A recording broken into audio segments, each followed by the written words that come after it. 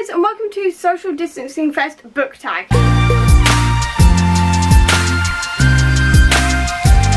So Social Distancing Fest is going to be an online book festival on April 25th filled with so many really cool authors, and this is a book tag to kind of give you an idea of exactly what to expect. I will also link though down below all of the information to it so you can check it out and see exactly everybody involved, but I'll give you a couple of hints. First one is that we've got the author Clarabelle Ortega. We've also got Jenny Lee, Aidan Thomas and C.L. Taylor, along with a whole host of other authors as well, for us to talk to, chat with, possibly do giveaways and a whole load of other stuff. And with that, I'm going to get on with the book tag so you can kind of tell what kind of panels will be going on the 25th of April. Question number 1, world building in speculative fiction and historical suspense. Share a book with great world building, a heart so fierce and broken, and obviously a curse so dark and lonely. I absolutely adore the world building in this. It felt so real the whole time. Obviously some of it is based in the real world, but a lot of it is based in this fantasy world.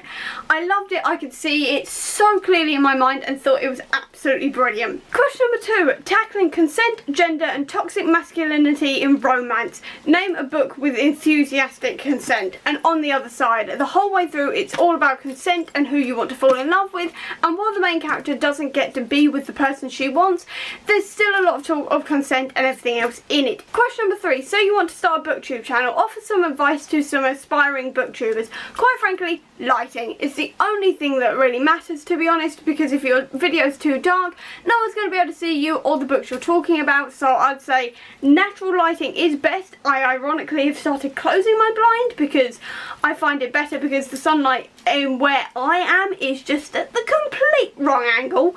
But if you can use natural sunlight, that's brilliant, but if not, basically turn your overhead lights on, try and get a few other bits of lighting, and apart from that you should be fine. Question number 4, from our boys in outer space to magical girls and guillotines, queer voices in science fiction and fantasy. Share a favourite sci-fi or fantasy book with queer representation. I've just discovered that A Dream So Dark has LGBTQIA representation because 2 of the characters are bisexual or pansexual. It's never really explained, but they do like at least men and women. It is explored a bit in this one. We've got a male character who's got an ex-boyfriend. One of the female characters starts sort of falling in love with another female character, but they're also shown to be in male-female romances as well. So I really enjoyed this one. It's got some great representation in it as well. It's a great time, full of plot twists, and I just generally really loved it. I'm not gonna lie. Question number 5, beyond Stephen King, new frontiers into horror. Name a creepy book written by a woman, a person of colour, or someone from the LGBTQIA community. For that I'm saying The Kingdom by Jess Rothenberg. You wouldn't consider this creepy usually just by reading the synopsis, but quite frankly the way the characters are treated by the company that controls them and how people like the guards and stuff treat these characters as well is insanely creepy. Think Westworld, essentially. Think Westworld and how creepy it is in Westworld with all the robots and everything. That's The Kingdom. It's insanely creepy in that really sort of, oh no, it's just creepy. Question number 6, fierce female standing your ground. Share a book with a fierce female character. Gunslinger Girl is incredibly fierce. She's ready to fight, and it's sort of like she's ready to fight but she doesn't want to fight, and she's constantly going back and forth as to whether or not she wants to fight, she wants to kill and stuff like this, but she cares so deeply for her friends and the life she's trying to escape from and the new life she's trying to build and everything. I found her so fierce and so strong.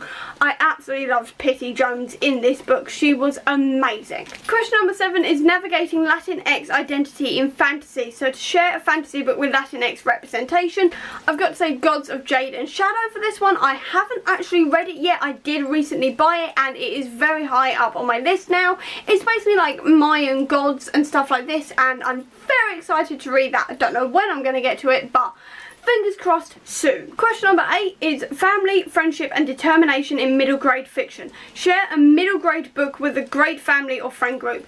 Skullduggery Pleasant. I talk about this a lot, I know I do, but I love the found family in this. I love Valkyrie's relationship with her biological family, her reactions to obviously skullduggery and everybody else in these books and how they sort of all come together. I love the later books when we get into like the dead men who is skullduggery's old friends who became sort of like his found family. I love all of it. Basically, it's a middle grade I will literally bang on about for the rest of my life. I just absolutely love it. And also, if you really love pop culture references, this is perfect because it's filled with them.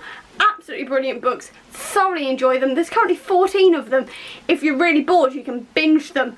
They're amazing, essentially. They are so good and so filled with so much found family and all the rest of it. It's brilliant. Question number 9 is new voices in YA panels. So that is sci-fi and fantasy and also contemporary. So share an upcoming release you can't wait to get your hands on. As of this morning, The Evolution arrived.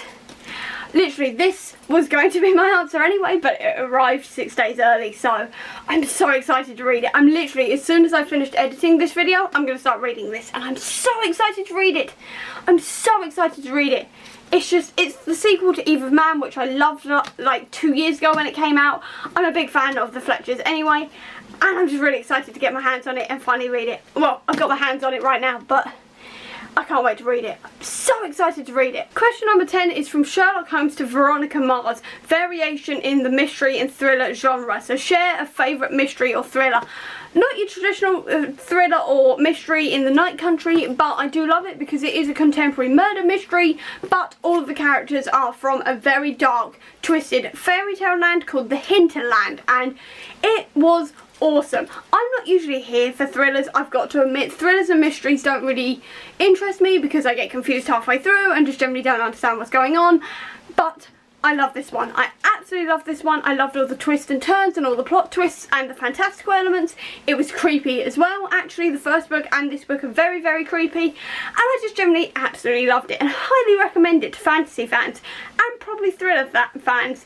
Though I can't really talk on that front because, like I said, I get confused in the middle of thrillers usually, but this one did not confuse me. Question number 11 is identity formation and deconstruction in adult fiction. So share a book that deals with an identity or in a positive or negative way. Failure to Communicate. I shout about this a lot, but I love Failure to Communicate. I love the Xandri series in general, where the main character is on the autistic spectrum, and I feel like it is done in a positive way because mainly everyone in this sci-fi accepts the main character of Xandri as she is. They know she's autistic and they're fine with it, but there are also a couple of characters who treat her differently because of it, but they are always basically shot down all the time, and it is always proven over and over again that just because Xandri's different doesn't mean she should be treated any less, and I love it. And the final question is social distancing book fest, which is share a bright spot in the past few weeks, or a book you've read, or a moment of self-care, or something that just made you laugh. And that has to be receiving the Doctor Who Archives Volume 1, because I ordered this off a little shop that I will leave down below called Little Shop of Heroes. They are a comic book shop in Scotland.